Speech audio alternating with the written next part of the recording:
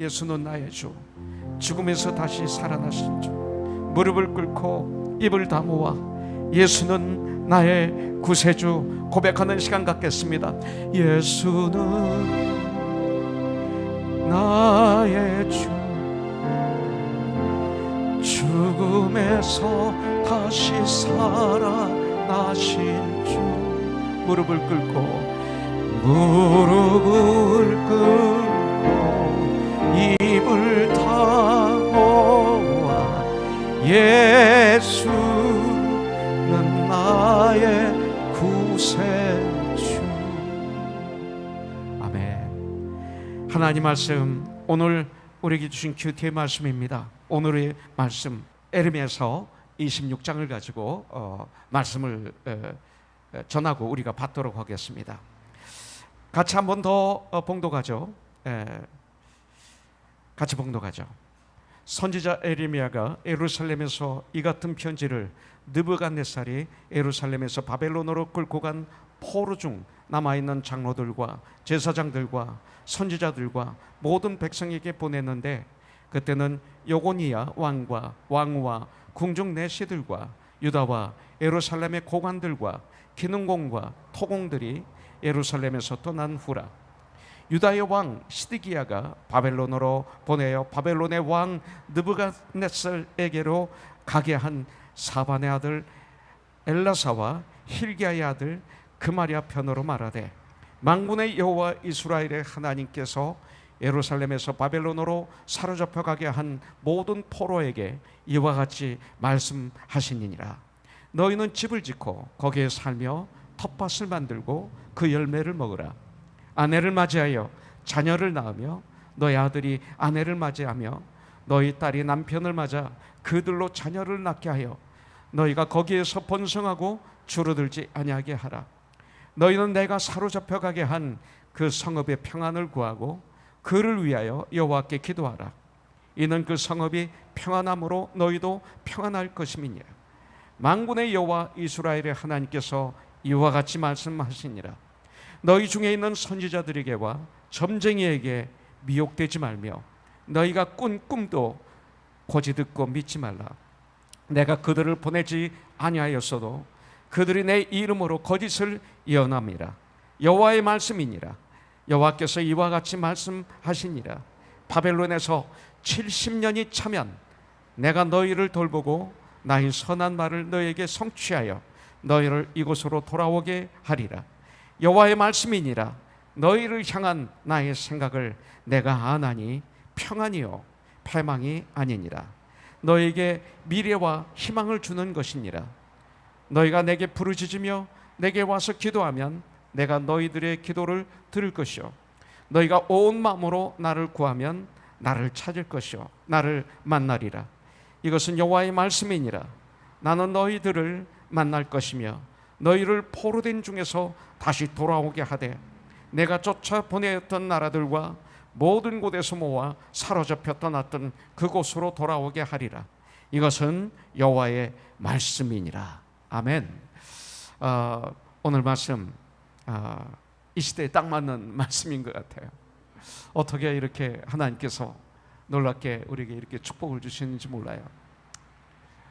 도라노 서원이 이 말씀을 정할 때는 1년 전에 정합니다. 코로나가 일어나기 전에. 근데 이렇게 큐티 말씀을 통해서 저희들에게 힘을 주고 능력을 주시고 깨어있게 하시고 주님과 함께 걸어가게 해주시고, 와, 얼마나 큰 축복인지 몰라요. quiet time, 날마다 주님과 나만의 시간을 갖는 이 quiet time, 이 하나님 말씀이 없었다면 우리는 어땠을까요? 지금 당황했을 거예요. 저도 목사로서 오늘 어떤 설교를 할까? 또 성도들이 지금 온라인으로 예배드리고 또 이렇게 어려움을 겪고 계시는데 어떻게 성도를 섬길까? 온전하게 할까? 참 많은 걱정과 근심과 고민을 했을 거예요. 그런데 27년 전부터 이렇게 하나님 말씀을 날마다 우리가 함께 어린이부터 어른까지 한 성경 말씀을 가지고 영어로 한국말로 같이 쉐어하다 보니까 이런 고난이 오는데 승리할 수 있는 거예요. 그럼 얼마나 감사한지 몰라요. 특별히 오늘 말씀을 보면 에레미야는 약 한 2600년 전에 제사장 힐기야의 아들로 태어납니다. 제사장 힐기야. 그 당시 제사장 하면 그 당시에는 아주 특권층에 들어갔었습니다. 그런데 이분이 제사장의 사역을 하는 게 아니라 힘든 선지자의 사역을 감당하는 것을 선택합니다. 그러니까 선택보다는 하나님의 명령에 순종하는 거죠. 그래서 이분의 닉네임은 눈물의 선지자라고 이렇게 말하고 있어요. 엄청난, 아마 선지자로서 이렇게 고통을 많이 겪으신 분 없었을 거예요.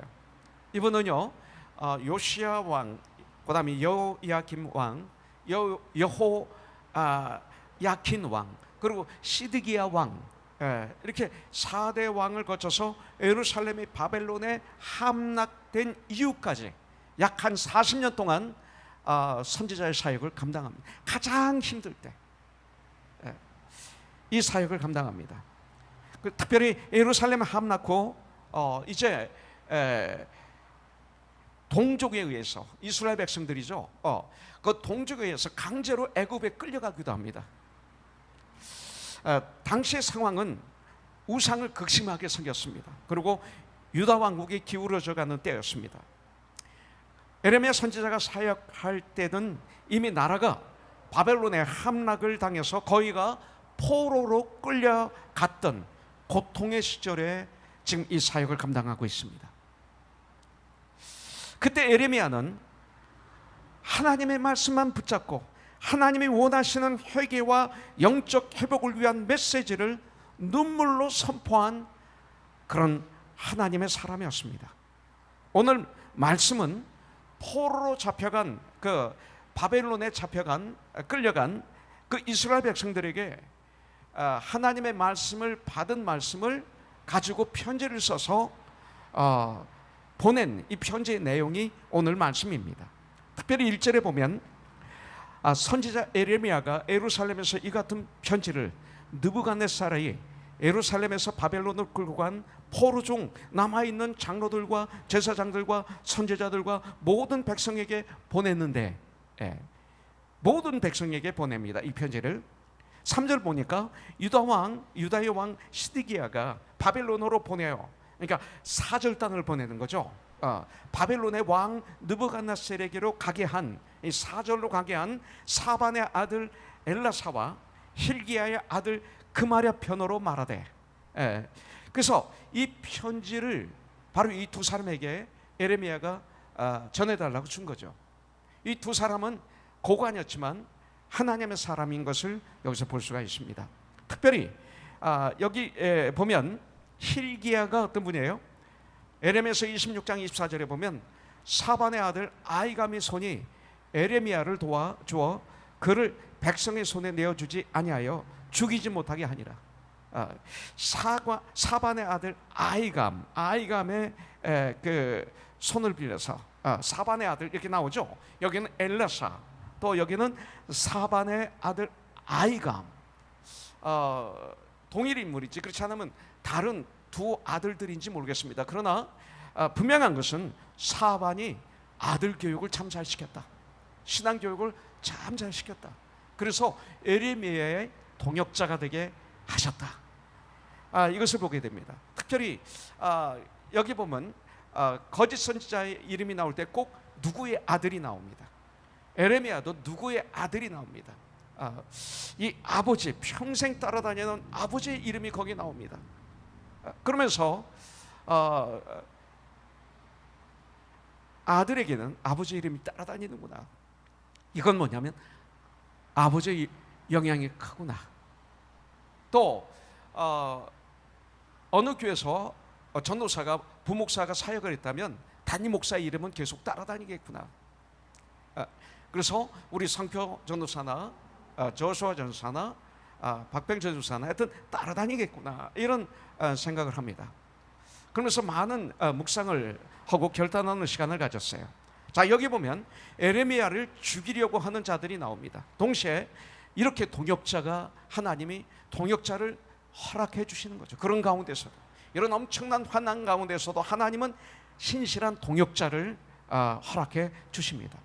바울에겐 바로 베베 같은 브리스길라와 아굴라 같은, 바울을 위해서는 바울이 주님 일을 하는 데는 생명까지 내놓을 수 있는 그런 브리스길라와 아굴라 같은 동역자를 주시죠. 그러면서 동시에 바울에게는 바울을 죽이려 했던 수많은 유대인들이 또 있었던 것을 볼 수가 있습니다. 이 시대도 마찬가지입니다. 하나님의 숨겨놓으신 하나님의 사람들이 있습니다. 저와 여러분들에게 돕는 손길은, 정말 우리가 하나님의 사람이라면 돕는 손길은 꼭 이렇게 있는 줄 믿습니다. 공평하신 하나님이에요. 특별히 이 편지의 내용은 이 바벨론에 끌려가 노예 같은 삶을 살고 있는 이스라엘 백성들을 향해서 주시는 하나님의 말씀인데, 이 이스라엘 백성들이 이렇게 이 어려움을 어떻게 잘 극복해야 하는가를, 그 바벨론에서 너희들은 어떤 삶을 살고 어떻게 견디고 이기고 그리고 어떤 약속이 있는지를, 이걸 정확하게 알려주는 하나님의 사랑이 담뿍 담긴, 그러면서 예레미야 선지자의 사랑이 담뿍 담긴 그런 편지입니다. 4절에 보면 만군의 여호와 이스라엘의 하나님께서 예루살렘에서 바벨론으로 사로잡혀가게 한 하나님이 오신 거예요. 보니까 바벨론의 포로로 잡혀간 것도 여기서 보면 하나님이 허락하신 거예요. 사랑하시기 때문에 잡혀가게 한 모든 포로에게 이와 같이 말씀하시니라 그랬어요. 그러면서 오늘 말씀에서 예레미야 선지자는 두 부분으로 이스라엘 백성들을 권면하고 있는 걸 볼 수가 있어요. 5절부터 7절에 보면 포로로 잡혀간 그 바벨론에서 그곳에서 그 삶의 현장에서 잘 적응하며 살라 이거예요. 그 삶의 현장에서 잘 적응해서 살라. 잘 들으세요. 굉장히 중요한 말이에요. 불평과 원망 없이 살라. 예, 이거예요. 잘 적응하며 살라. 승준 형제, 이곳에서 불평과 원망 없이 살라. 여기 온 건 네가 결정한 거야. 그러나 이분들은 억지로 끌려간 거예요. 근데 잘 적응하면서 살라. 평안히 살라. 이걸 명령하고 있어요. 두 번째, 8절부터 9절에 보면 거기서 사는 동안 주의해야 할 것이 있는데, 거짓 선지자와 점쟁이들에게 미혹당하지 말라 이거예요. 그럼 너 쓰러져 이거예요. 이 두 가지 권면을 잘 받아들이면 분명 하나님의 시간에 너희들은 다시 고고로 돌아올 수 있어. 이 약속을 줍니다. 이 말씀 그대로 너희들이 살면 너희들은 이것이 사는 길이야. 살 수 있는 유일한 길이야. 만일 이 말씀을 너희들이 받지 않고 불순종하면 너희들은 죽을 수밖에 없어. 이것을 알려주는 것입니다. 그러면서 첫 번째 그들에게 알려주는 말씀 중에 하나가 뭐냐면, 너희들은 금방 예루살렘으로 돌아올 수 없어. 이걸 가르쳐 줍니다. 당신들은 예루살렘으로 금방 돌아올 수 없습니다. 이게 뭐예요? 거짓 선지자가 2년 안에 돌아온다. 그 거짓말이야. 절대 안 된다. 금방 못 돌아와. 이걸 알려주고 있습니다. 그렇기 때문에 당신들은 그곳에서 최선을 다해서 적응해서 잘 살아야 된다. 이거예요. 우리 크리스찬들이 어느 곳에 있든지 잘 살아야 된다. 이 말은 뭐냐면, 오늘의 현실에 적응하면서 모든 상황 속에서 어려움을 극복하며 어려움을 이기면서 살아가라. 이걸 알려주는 거예요. 그리고 과거의 생각에 묶여가지고 한숨을 쉬고, 그리고 근심 걱정 좌절 절망에 원망에 가득 차 있지 말라. 과거를 생각하지 말라 이거예요. 과거에 돌아가서 거기서 주저앉아 살지 말고, 너 과거에 돌아가서 거기 주저앉았으면 넌 캄캄한 밤이야, 암흑이야, 지옥이야. 과거에 살지 말고 오늘을 살아라 이거예요. 오늘을 충실하게 살아라. 현재 구원이죠. 이것이 바로 성도의 삶입니다. 이걸 가르쳐 주는 거예요. 오늘날 우리에게 너무나 맞는 말씀이에요. 5절부터 6절에 보니까 너희는 그곳에서 집을 짓고, 여행객은 집을 안 짓습니다. 그러나 너희들은 거기서 집을 져. 그 다음에 거기에서 살며 텃밭을 만들고, 이 얘기는 뭡니까? 땅이 없잖아요 이분들이. 집을 지면 그 앞에 조그만 마당 뒤에 조그만 터가 있는 거예요. 거기서 텃밭을 만들고 어떻게든지 너희들은 살아야 돼, 이 소리예요. 텃밭을 만들고 이게 이거예요. 그 열매를 먹어라. 아내를 맞이하여 자녀를 낳으며 너희 아들이 아내를 맞이하며 너희 딸이 남편을 맞아. 이건 그만큼 오래 그곳에서 너희들은 살게 될 거야, 이 소리예요. 그들로 자녀를 낳게 하여서 너희가 거기서 번성하라. 그리고 줄어들지 아니하게 하라. 그래서 유대인들은 지금도 자녀를 많이 낳는 거예요. 네. 이것을 명령하고 있어요. 포로 생활이 얼마나 힘들었겠습니까? 좌절감을 가득 찼을 거예요. 문화가 다릅니다. 생활 습관이 완전히 다릅니다. 풍토가 다릅니다, 여러분들. 그리고 믿음이 다르죠. 하나님이 그들은 우상을 섬기죠. 더구나 이때는 포로 생활 초기입니다.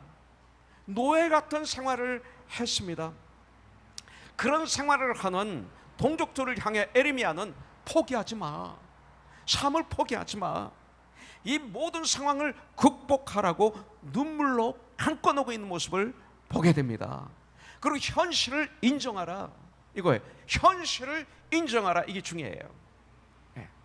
현실에 적응하라고 말하고 있습니다. 그리고 번성하라. 그러면 그럴수록 더 번성하라. 줄어들지 않도록 힘쓰라고 강권합니다. 이건 우리 교회 참 축복이죠. 참 저희 교회 젊은이들 아이들 많아요. 전 이거에 대해서 감사해요. 번성하라. 자연중과 우리 크리스천들 번성해야 돼요. 지금 한국은 숫자가 점점 줄어들어요. 큰일 났어요. 우리 크리스천들, 이것은 과거만 얘기하는 것이 아니라 지금도 마찬가지. 바로 지금 코로나로 고통을 당하고 있는 이 시대에 필요한 말씀이에요. 지금 우리가 당하고 있는 이 고난, 환난, 이 어려움, 이 재난, 이 상황을 인정하고 받아들여라. 오늘 이것을 해야 돼요. 불만이 아니라 인정하고 받아들이십시오. 그리고 오늘 이 말씀을 적용하면 주님 안에서 감당하라. 이 고난을 감당하라, 이거예요. 하나님께서 미래와 소망으로 여러분들을 번성케 하실 것입니다, 이 소리예요. 여기 나오잖아요. 미래에, 앞으로, 소망으로, 희망으로 번성하게 하실 것이다. 우리들의 가정에 지금 눈에 보이지 않지만 또 경제적으로, 또 자녀들로 인해서 또 이 가족 간의 갈등들, 어려운 이 재난이 있으면 이 갈등이 생겨요. 그래서 지금 프리웨이 같은 경우에는 아주 신경이 예민하신 분이 많아서 프로텍트 드라이브, 운전을 하셔야 돼요, 여러분들이. 와서 그냥 받고 그냥 가버리고 하는 일들이 많아요, 지금. 이런 여러 가지 어려운 일이 있다더라도 잘 감당해서 하나님이 주시는 그 미래는 하나님이 주시는 거예요. 그리고 희망을 받으라. 오늘 이렇게 말씀하는 거예요. 그리고 두 번째 7절에 나와 있어요. 너희는 내가 사로잡아 가게 한 그 성읍의 평안을 구하고 그를 위하여 여호와께 기도하라. 이는 그 성읍이 평안함으로 너희도 평안할 것입니다. 여기 또 아주 힘든 명령을 내리고 있어요. 너희가 살고 있는 그 성읍, 바벨론이죠. 바벨론을 위해서 기도하라, 이렇게 명령하고 계세요. 자, 지금 우리들은 그리스도인들입니다. 하나님의 사람들입니다. 여러 가지 어려움이 있습니다. 전 세계적으로 점점 이제 우리 교회들이 핍박을 받는 시대로 들어가고 있습니다. 왜냐하면 사회주의라는 것은 이론상 기독교를 용납하면 안 되게 돼 있어요. 공산주의나 사회주의는 기독교를 용납 못하게 돼 있어요. 그래서 핍박이 갈 수밖에 없는 거예요. 그리고 조사를 했는데 사회주의자들의 98%가 하나님의 방법을 거부한다, 이렇게 나와 있어요. 왜냐하면 이론이 그래서 그런 거예요. 그래서 핍박은 올 수밖에 없는 거예요. 왜냐하면 전 세계가 지금 사회주의화되고 있고 거기에 공산화가 틈을 타서 들어오고 있습니다. 이것이 이 시대의 지금 상황입니다. 그렇기 때문에 이런 상황 속에서 우리가 어떻게 살아야 되는가? 그런데 여기서 가르쳐 주는 거예요. 너희는 내가 사로잡혀 가게 한 그 성읍의 평안을 구하고 그를 위하여 여호와께 기도하라. 이건 명령이에요. 그리고 그 이유가 나와요. 이것은 어떤 면으로 이스라엘 백성들에게 너무나 고통스러운 명령입니다. 바벨론을 위해서 기도하고 싶은 마음이 날까요? 자기들을 막 죽이고 짓밟고 포로로 잡아가고 노예 삼고 나라를 완전히 파괴하고 성전을 파괴하고 성벽을 다 무너뜨리고 그 안에 있었던 금은 보화를 다 가져가고 원수 아닙니까? 근데 그들을 위해서 기도하라는 거예요. 포로로 끌려와서 거하는 땅 바벨론, 짐승처럼 취급을 당하며 노예같이 부림을 당하고 있는 원수 같은 나라, 그들을 위해서 하나님은 명령하시기를 평안하기를 힘쓰고 그 성읍을, 그 나라를 위해서 기도하라. 이것은 너무나 힘든 명령이에요. 그런데 왜 하나님께서 이런 명령을 하실까요? 그 이유가 7절에 나와 있는데 이는 그 성읍이 평안함으로 너희도 평안할 것임이라. 평안함의 비결이 그들을 위해서 기도하는 거라는 거죠. 여러분들, 하나님은 언제나 가장 중요하게 여기는 것이 누구냐면 우리예요. 하나님의 자녀인 우리가 평안하기를 원하시는 거예요. 지난주에도 말씀을 드렸지만 하늘나라는 먹고 마시는 데 있는 것이 아니요 오직 성령 안에 있는 의와 평강과 희락이라 그랬어요. 이 평강, 이것이 우리에게 있는 것을 하나님이 원하시는 거예요. 모든 걸 다 갖았다 하더라도 평강을 잃어버리면 지옥이에요. 에덴 동산에서 살고 있던 아담과 이브가 그 불순종함으로 평강을 잃어버리니까 그 아름다운 동산이 지옥이 되고 말았잖아요. 여러분들, 그거 마찬가지인 거예요.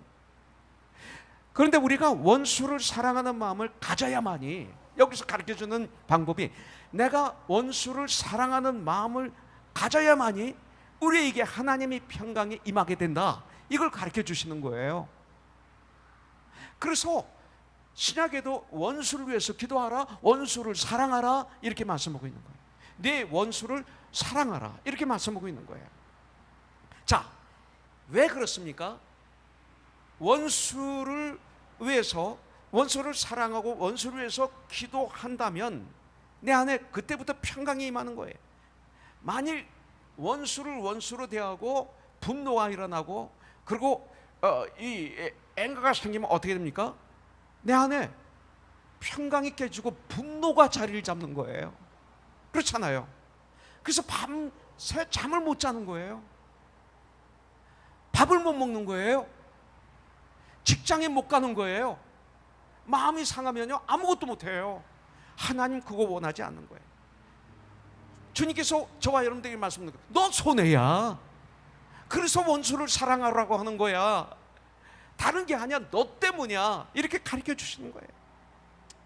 우리가 살고 있는 내일을 위해서 기도해야 할 뿐만 아니라, 그렇기 때문에 우리는 전 세계를 가슴에 품고 이 정말 지구촌을 가슴에 품고 그리고 기도할 수 있어야 돼요.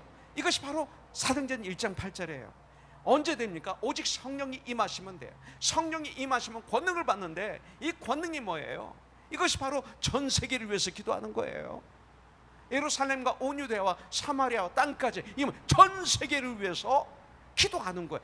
주인이 되라. 뭐예요? 예수님을 전해서 그들에게 멸망의 구렁텅이로 떨어지지 않고 구원받고 영생을 얻게 하라. 원수를 사랑하라, 이거예요. 성령 충만할 때만 가능한 거예요.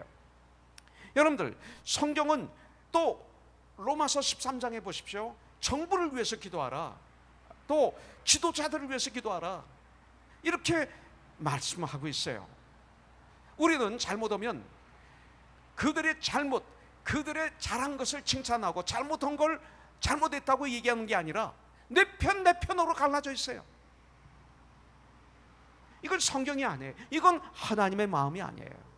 교회가 깨어있지 않으면 내 편으로 갈라져서 원수가 돼 있어요. 마귀한테 당한 거죠.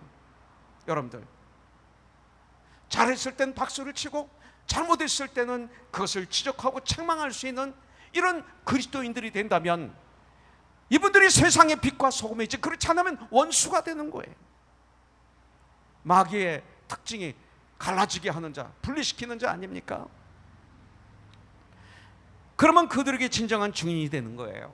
예수님의 증인이. 여러분들, 정치가 마음에 들지 않습니까? 우리는 그를 위해서 불쌍한 마음을 가지고 기도해 줘야 돼요.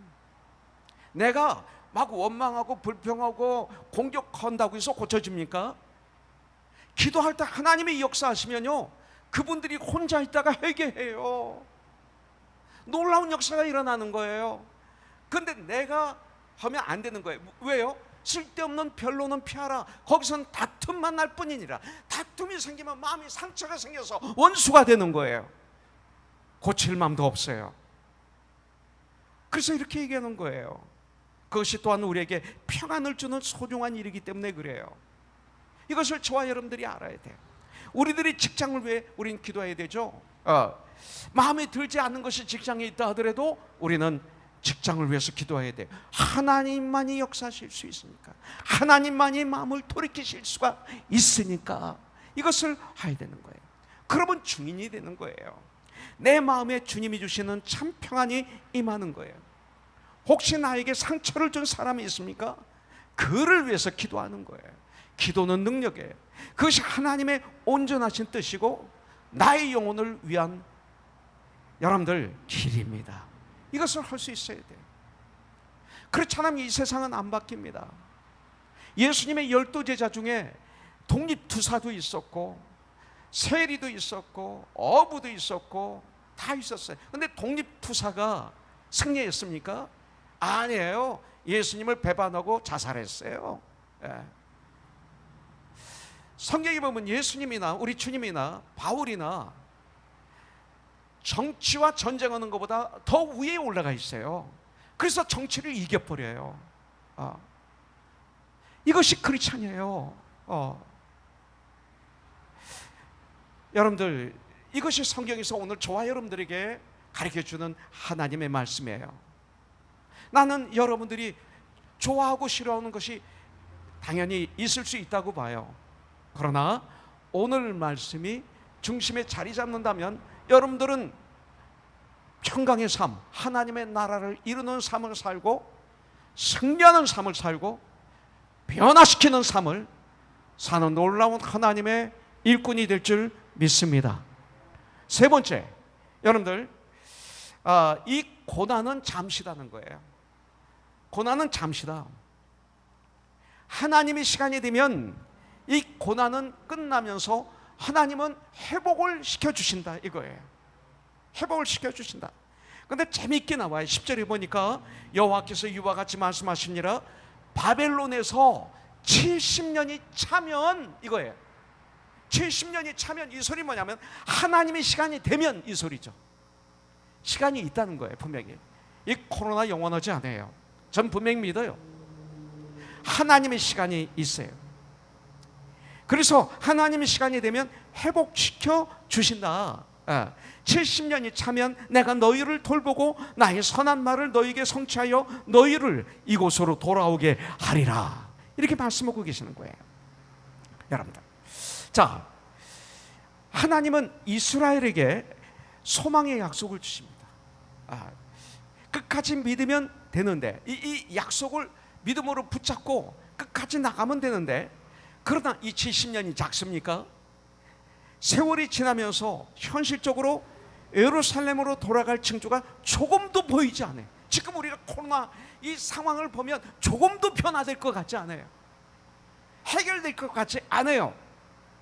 이렇게 보이는 거예요. 눈으로 보면 그렇게 보이는 거예요. 그래서 백성들은 어떻게 됩니까? 절망감에 빠집니다. 그래서 그 절망감에 빠지니까 어떻게 합니까? 거짓 선지자, 거짓 예언자에게 찾아가고 점쟁이들에게 찾아가고 무당에게 찾아가는 거예요. 서서히 이스라엘 백성들의 믿음이 무너지기 시작하는 것입니다. 그렇기 때문에 주님은 에레미야 선지자를 통해서 이렇게 말합니다. 이제 이 땅에서 삶을 살아가는 가운데 그렇기 때문에 이 무너지지 않기 위해서 가져야 되고 지켜야 될 것이 있는데 이것은 바로 믿음이다. 믿음이다. 믿음이다. Only trust Him. 이 믿음이다. 에레미야는 포로가 된 현실을 인정하고 적응하면서 살고 바벨론의 평안을 빌라고 하면서 이제 이렇게 기다리는 하나님의 때까지 기다리는 삶을 살기 위해서 가져야 될 것은 믿음을 지키는 것이다. 이렇게 우리에게 알려주고 있어요. 하나님께 대한 믿음을 지켜야 미래의 희망을 너는 누릴 수 있다. 하나님은 이스라엘 백성들이 이런 우상의 길로 갈 것을 알고 계셨기 때문에 강력하게 막은 것 하나가 있어요.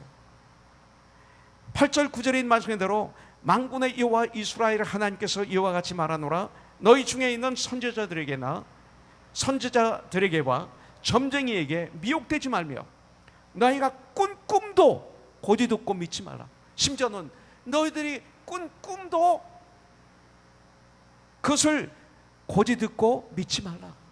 이렇게 말씀하고 있어요. 이 말만 믿어라 이거예요. 이 말을 믿어라. 자꾸 다른 거 믿으려고 하지 말라. 하나님 말씀이 아닌 꿈에서 답을 찾으려고 그러고, 그리고 거짓 선지자에게서 답을 찾으려고 그러고, 점쟁이의 답을 찾으려고 하지 말라. 믿지 말라. 여기 있지 않느냐. 내가 그들을 보내지 아니하였어도 그들이 내 이름으로 거짓을 예언함이라. 여호와의 말씀이니라. 이렇게 말하고 있는 거예요. 거짓 선지자들의 특징은 뭡니까? 거짓 예언자들의 특징은 백성들이 원하는 예언을 해줘요. 이게 특징이에요. 그래서 말씀을 통해서 분별하면 대강 볼 수 있어요. 거짓 선지자인지 아닌지 말씀을 통해서 보면. 백성들이 원하는 것들을 예언해 줘요. 하나냐가 그렇잖아요. 백성들이 원하잖아요. 빨리 포로가 돌아오기를 원하고 성전의 기물들이 돌아오기를 원하는데 2년 안에 돌아올 것이다. 왜? 그들이 그걸 원하니까 그대로 예언하는 거예요. 나중에 들통나면 어떻게 돼요? 그러면 아니면 말고 으로 끝나요. 저와 여러분들 예수 믿는데 그런 거 많잖아요. 함부로 우리가 톡톡 얘기하고 난 다음에 아니었어요. 뭐라고 그래요? 아니면 말고 하고 가버리잖아요. 똑같은 거예요 지금. 거짓 선지자가 그렇게 사는 거예요. 우리 예수 믿는 우리들 얼마나 말 함부로 많이 합니까? 그 사람은 그런 사람 아니야. 그 사람 그거 아니지. 원래 착한 사람이야. 절대 그거 할 사람이 아니야. 왜? 나하고 가까우니까. 내 마음에 그걸 원하니까 그걸 던지는 거예요. 저와 여러분들이 그런 범죄를 범했잖아요. 그럼 아니었으면 철저히 회개해야 되는데 슬쩍 지나가잖아요. 그렇지 않으면 아니었잖아 그러면 아니면 말고 하고 가버리면 관계 다 깨지는 거죠. 신뢰가 무너지는 거죠. 거짓 선지자의 특징이에요. 저와 여러분들이 깨있지 않으면 이 특징이 그런 거예요. 여러분들 거짓 점을 쳤어요. 내가 꾼 꿈도 듣고 믿지 말라 하십니다. 그들은 결과적으로는 백성을 망하게 하는 거죠. 거짓 예언이나 점쟁이의 말이나 꿈으로 말씀을 대체하면 안 되는 거예요. 말씀을 그런 거로 대체하면 안 돼요. 그래서 우리가 큐티를 해서 여기까지 온 거예요. 여러분들이 그래서 승리하신 거예요. 이런 환난을 당하면서 이스라엘 백성들은 자신들을 되돌아보고 왜 이렇게까지 되었는지 나를 점검하면서 예수님의 이름으로 철저하게 가슴을 치며 통곡하며 나의 죄와 허물을 고백하고 회개해야 하는 때이죠. 여러분들, 그래서 11절에서 하나님은 이스라엘에게 소망을 주시는 약속의 말씀을 다시 말씀하십니다. 여호와의 말씀이니라. 너희를 향한 나의 생각을 내가 아나니 평안이요 재앙이 아니니라. 너에게 미래와 희망을 주는 것이니라. 지금 이 말씀은 너에게 미래를 주는 거야. 희망, 소망을 주는 거야. 이것만이 미래가 있어. 너에게 이것만이 너에게 소망이 있어. 가르쳐 주는 거예요. 하나님은 한번 약속하신 것은 끝까지 반드시 지키시는 분이에요. 그 말씀대로 아멘 하면 순종하기만 하면 복을 이루어 주시는 분이 우리의 하나님이에요. 그래서 시편 111편 5절에 보면 여호와께서 자기를 경외하는 자들에게 양식을 주시며 여러분들 그의 언약을 영원히 기억하시리로다, 이렇게 말씀하고 있어요. 하나님의 약속은 신실하십니다.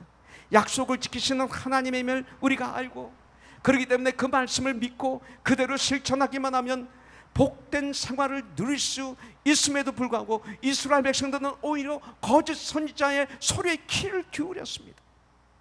예레미야서 28장에 보면 거짓 선지자 이 하나냐는 여러분들 포로로 끌려왔던 모든 사람들과 빼앗겼던 그 성전의 기구들이 2년이 못 되어 예루살렘으로 돌아올 것이라고 예언했어요. 이스라엘 백성들은 그것을 원하고 있기 때문에 이 말을 믿은 거예요. 여러분들, 하나냐는 이스라엘 백성들을 미혹하게 하는 자였어요. 하나님의 선지자 에레미야를 대적하는 자였어요. 에레미야가 그러죠. 나도 그것을 원한다. 나도 그걸 위해서 기도한다. 그러나 아니다 말하고 있죠. 예, 에레미야가 거짓 선지자 하나에게 에레미야서 28장 16절부터 17절에 보면 그러므로 여호와께서 이와 같이 말씀하시되 내가 너를 지면하여서 제하리니 내가 여호와께 패역한 말을 하였습니다. 내가 금년에 죽으리라 하였더니 선지자 하나냐가 그의 7째 달에 죽었다라고 했어요. 우리는 이 세상에 살면서 열심히 살려 하지만 나를 가로막는 일들로 인해서, 나를 방해하는 일들로 인해서 지치고 피곤하고 때로는 좌절하고 절망 속에 주저앉아 있을 때가 있습니다. 그러나 우리에게는 예수 그리스도로 말미암아 하나님께서 주시는 희망, 소망이 있습니다. 소망의 특징이 뭡니까? 현재 힘든 생활에서도 낙심하지 않고 믿음으로 견디며 걸어가는 것이 소망입니다. 이것이 성도의 모습이 되어야 됩니다. 그래서 10절에서 에레미야는 70년이 차면 그랬어요. 하나님께서 다시 돌아오게 하신다라고 분명히 예언하고 있습니다. 그런데 70년이 싫은 거예요. 여러분들, 이 70년이라는 기간이 그렇게 짧은 기간이 아니기 때문에 우리가 해야 될 일이 있어요. 승리하기 위해서는 믿음이 있어야 되죠.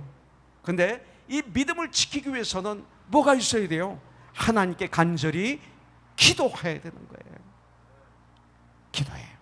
그래서 11절부터 14절에 보면 여호와의 말씀이니라 너희를 향한 나의 생각을 내가 아나니 평안이요 재앙이 아니니라. 너에게 미래와 희망을 주는 것이니라. 너희가 내게 부르짖으며, 그랬어요. 내게 부르짖으며 내게 와서 기도하면 내가 너희들의 기도를 들을 것이요 너희가 온 마음으로 나를 구하면 나를 찾을 것이요 나를 만나리라. 약속입니다. 이것은 여호와의 말씀이니라. 나는 너희들을 만날 것이며 너희들을 포로된 중에서 다시 돌아오게 하되 내가 쫓아 보내었던 나라들과 모든 곳에서 모아 사로잡혀 떠났던 그곳으로 돌아오게 하리라. 이것은 여호와의 말씀이니라. 할렐루야. 예. 여러분들, 하나님의 약속의 말씀을 믿고 의지하고 간절히 기도하라 명령하시는, 이것이 너희가 살 길이다. 이스라엘 백성들의 그 바벨론 포로 생활은 고난의 세월이었죠. 나라를 뺏겼습니다. 주권을 잃어버렸습니다. 가족은 헤어져 찾을 길이 없습니다. 고향으로 돌아갈 소망이 없는 가운데 눈물로 세월을 보내야 됐습니다. 때문에 그들은 때때로 시편에 보니까 그 발강가에 나가서 이 버드나무에 수금을 걸어놨다고 그랬어요. 고국을 그렇게 그리워했던 거예요. 바로 이런 상황에서 에레미야는 이스라엘 백성들에게 하나님의 은혜로운 약속의 말씀을 지금 전하고 있는 것입니다. 12절부터 14절의 말씀이 너무나 귀합니다. 이 기도는 응답입니다. 기도는 성도들만이, 크리스찬들만이 할 수 있는 특권입니다. 여러분들, 하나님과 대화할 수 있는 가장 좋은 기회입니다. 하나님을 만날 수 있는 유일한 통로가 기도인 거 아시죠? 여러분들, 그래서 신명기 4장 29절에 보면, 그러나 내가 거기서 내 하나님 여호와를 찾게 되리니 만일 마음을 다하고 뜻을 다하여 그를 찾으면 만나리라. 왜 못 만났습니까? 마음을 다하지 않아서 그래요. 뜻을 다하지 않아서 그래요. 대강해서 그래요. 만납니다. 여러분들, 하나님은 우리를 향해 놀라운 계획을 가지고 계시고, 그 계획은 기도를 통해서 이루어주시는 거예요. 그래서 주님이 이 땅에서 사역하실 때 그냥 기도였어요. 여러분들, 이사야서 55장 6절에 보면, 너희는 여호와를 만날 만한 때에 찾으라. 가까이 계실 때에 그를 부르라. 때가 지나면 소용없어요. 주님은 마태복음 25장에 보니까 한 달란트를 땅에 파묻은 자, 이 누구예요? 노력하지 않고 힘쓰지 않은 자를 뭐라고 말씀하셨어요? 악하고 게으른 자요. 그랬어요. 여러분들, 가만히 있으면 주님이 마지막 날 오셔서 악하고 게으른 자요, 내쫓아라 말씀하시는 거예요. 하나님의 사람들은 열심으로 기도하여 모든 삶의 문제를 해결해 나가야 된다. 이게 그리스도인이다 라고 우리에게 가르쳐 주십니다. 달란트 비유가 그거예요. 다시, 하나님의 사람들은 열심으로 기도하고 모든 일, 모든 삶의 문제를 말씀과 기도로 해결해 나가는, 전쟁을 하는 사람, 크리스찬이에요. 2달란트 받은 사람이에요. 5달란트 받은 사람이에요. 그래서 여러분들, 에레미야서 29장 12절부터 14절에 있는 말씀을 요약해서 주님이 주신 말씀이 마태복음 7장 7절부터 8절에, 구하라 그리하면 너에게 주실 것이요, 찾으라 그리하면 찾아낼 것이요, 문을 두드리라 그리하면 너에게 열릴 것이니, 구하는 이마다 받을 것이요, 찾아내는 이는 찾아낼 것이요, 두드리는 이에게 열릴 것이니라. 이렇게 말씀하고 있어요. 그렇습니다. 우리에게 구하고 찾고 두드리는 이 열심이 언제까지? 찾을 때까지. 언제까지? 열릴 때까지. 언제까지? 구하는 것을 얻을 때까지 70년 동안 해야 됩니다. 이 마음을 하나님께서 기뻐하시는 것입니다. 마음이 우리가 어렵게 힘들고 내 마음이 무거워, 내 마음이 아플 때, 어떻게 하면 이 현실의 생활에 많이 지치고 포기하고 싶을 때 우리가 어떻게 해야 될 것인가? 나의 삶과 영혼을 누구에게 맡기며 살아가야 할 것인가? 오늘 하나님은 우리에게 말씀하시는 것, 12절 13절에서 너희가 내게 부르짖으며 내게 와서 기도하면 비결이에요. 내가 너희들의 기도를 들을 것이요, 너희가 온 마음으로 나를 구하면 나를 찾을 것이요, 나를 만나리라. 내게 부르짖으라, 나에게 기도하라, 나를 찾으라. 그래야면 만날 것이니라. 우리는 세상을 바라보고 낙담하기 전에 먼저 하나님을 바라보는 전쟁을 하십시오. 낙담이 들어옵니까? 하나님을 바라보세요. 세상에서 눈을 돌려서 하나님을 바라보십시오. 사람을 바라보고 도움을 구하기 전에 여러분들 이것을 성령이 깨닫게 하시면 빨리 눈을 돌려서 하나님을 먼저 찾으시고 하나님께 도움을 요청하세요. 그동안 나의 삶을 철저히 회개하고 돌아오는 이 시간이 되기를 주님의 이름으로 축복합니다. 하나님을 찾는 이 길만이 우리의 살기 시작이에요. 우리들은 눈물을 흘리며 부르짖으며 간절히 찾으며 또 찾을 때, 그때가 바로 지금이에요. 지금. 하나님은 왜 우리에게 부르짖고 하나님을 찾으라고 하십니까? 왜냐하면 이스라엘을 회복시키실 수 있는 유일한 분, 나를 회복시키실 수 있는 유일한 분은 오직 하나님이시기 때문에, 오직 예수 그리스도이기 때문에 이렇게 말씀하고 있는 거예요. 다른 데 없다. 간절히 기도하면 어떻게 됩니까? 12절, 하나님께서 그 기도를 들어주세요. 간절히 기도하면 13절, 하나님은 자기를 찾는 자들을 친히 만나 주실 거예요. 간절히 기도하면 14절, 하나님이 다시 회복의 은총, 회복의 은혜를 허락해 주실 줄 믿습니다. 여러분들, 이 하나님의 응답의 순서도 의미가 있는 거예요. 하나님이 회복시켜 주시는 것보다 먼저 여러분들 하나님을 만나는 것이 우선이에요. 회복되죠. 근데 회복되기 전에 먼저 할 일이 있어요. 하나님을 만나야 돼요. 만나야 돼요. 많은 분들이 하나님을 만나지 않고 회복이 되려고 그래요. 발람 선지자가 간절히 구했죠. 그랬더니 구한 것이 이루어졌어요. 그러나 하나님을 진실로 만나는 회복을 안 했기 때문에 전쟁터에서 처참하게 죽은 거예요. 하나님을 만나고 하나님께 간절히 기도할 때 은혜의 역사는 일어날 것이고, 회복되어야 축복을 저희들은 이 엄청난 재난 가운데 누리게 될 줄 분명히 믿습니다. 그래서 고린도후서 6장 2절은 중요한 거예요. 이르시되 내가 은혜 베풀 때에 너에게 듣고 구원의 날에 너를 도왔다 하셨으니 보라 지금은 은혜를 받을 만한 때요, 보라 지금은 구원의 날이로다. 바로 지금에 문제의 해결이 기도인 줄은 아는데 기도가 안 되어 답답합니까? 닫혀있는 나의 영혼의 문, 마음의 문을 활짝 열어야 돼. 네가 마음의 문을 열면 내가 너에게 들어가 그랬어. 남에게 상처 받은 상처가 깊습니까? 상처들이 있더라고요. 네. 행하는 모든 일이 잘 풀리지 않습니까? 지금 내 심령이 단단히 굳어져 있습니까? 철판처럼. 이 심령의 문을 열어야 하는데 어떻게 해야 열려질 것입니까? 누가 나의 이 굳은 이 심령을 녹여줄 수 있을까요? 지금 이 말씀을 듣고 하나님께로 돌아오기만 하면 가만 툼이 나에게 오라, 수고하고 무거운 짐진 자들아 다 나에게 오라, 돌아오기만 하면 되는 거예요. 마음을 강팍하게 해서는 안 됩니다. 이 시간 성령님이 그렇게 도와주시길 주님의 이름으로 축복합니다. 성령의 은혜를 받아들여야 됩니다. 그래서 이사야서 55장 7절에 보면 악인은 그의 길을, 불의한 자는 그의 생각을 버리고 여호와께로 돌아오라. 그리하면 그가 긍휼히 여기시리라. 우리 하나님께로 돌아오라. 그가 너그럽게 용서하시리라. 말씀을. 그러면 그때 로마서 8장 28절이 응하는 거예요. 26절이 응하는 거예요.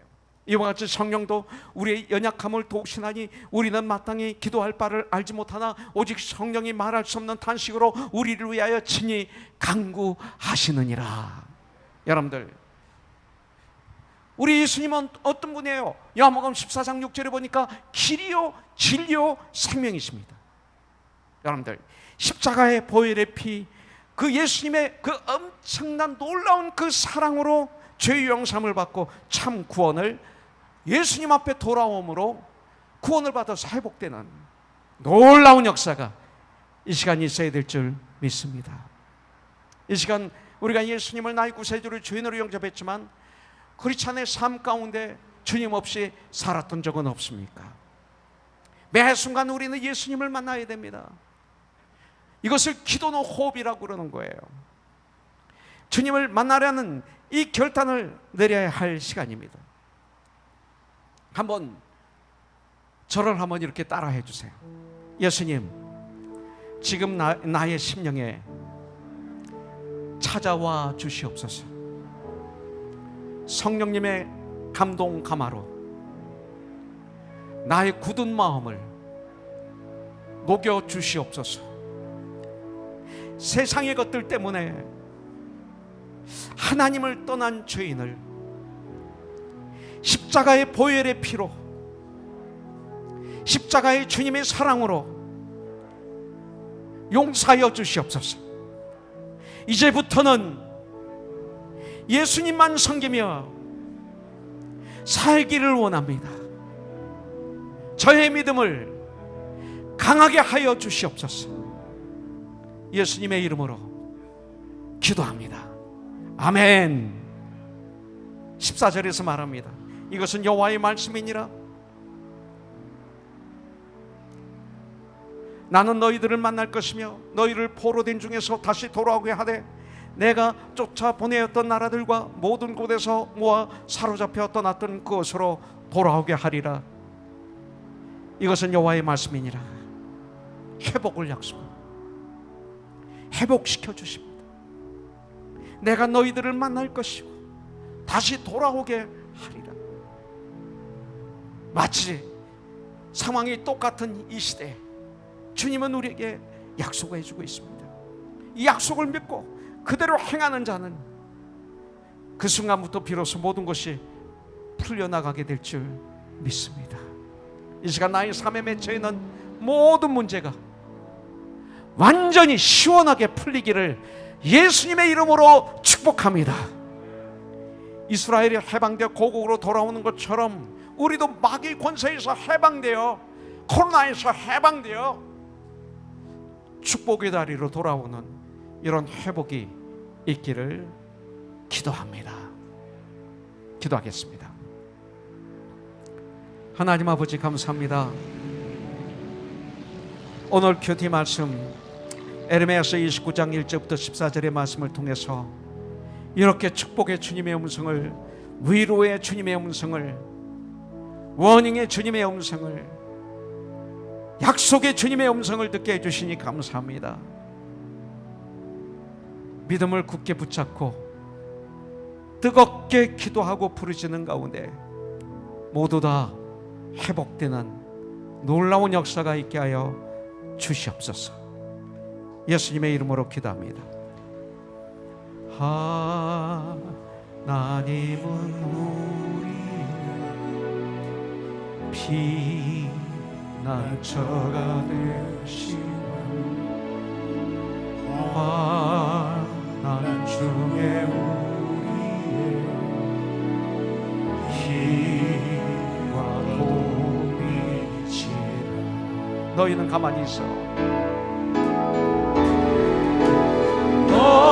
너희는 가만히 있어. 주가 하나님 행할지어다.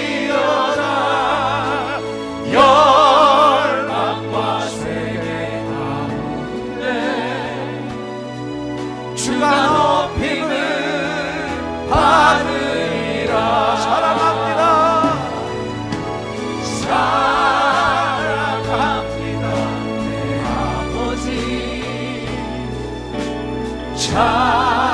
찬양합니다. 내 온 맘 다하여 선포합니다. 예수 그리스도 주님 오심을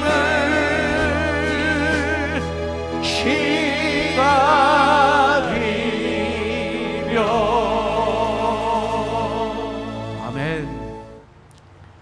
이제는 우리 주 예수 그리스도의 무한하신 은혜와 하나님 아버지의 그 크신 사랑과 성령님의 놀라운 역사, 감동, 감화하심이 이제 신령과 진정으로 예배를 드리고 산 예배를 드리기 위해서 세상에 나가는 이곳저곳에서 빛과 소금의 직분을 감당할 이렇게 뜨겁게 주님 앞에 예배를 올려드리는 모든 하나님의 사람들을 위해, 온라인을 통해서 주님을 예배드리는 모든 하나님의 사람들을 위해 이 한 주간도 항상 함께하여 주시고 마음껏 역사하여 주시고 사용해 주시고 축복해 주시옵기를 예수님의 이름으로 간절히 기도드립니다. 아멘. 살아계신 주 나의 작은 소망 걱정 의심 전혀 없네. 오 나의 주 날 용서하사 영원한 생명길로 인도하셔. 다시 한번 주님을 찬양합니다. Because he lives.